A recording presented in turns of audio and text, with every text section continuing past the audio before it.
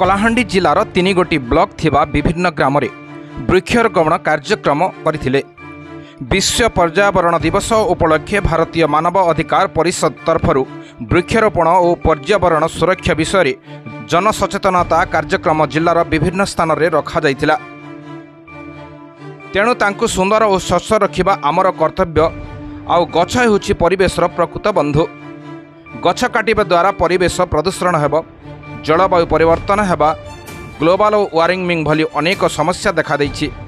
तेणु गछ लगाइबा समस्तक कर्तव्य। मु बंचिबा पई गछ लगैबी, एहाको सबुदिन सुरक्षा देबी। एही स्लोगान को नै बीएचआरसी तरफरु जिलार विभिन्न स्थान रे सचेतनता सृष्टि करने सहित वृक्षारोपण करथिले। भारतीय मानवाधिकार परिषद संस्थापन डॉक्टर पूर्णचंद्र साहू तत्वावधान में ओडिशा राज्य सभापति मोहम्मद मुस्ताफा अध्यक्षतार यह कार्यक्रम सफल रूपे परिचालन करथिले।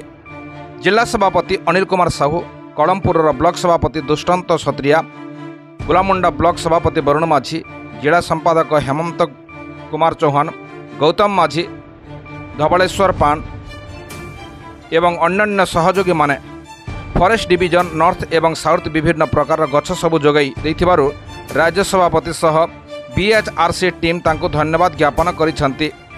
एहाको नै अंचल रे चर्चार विषय पलटिछि।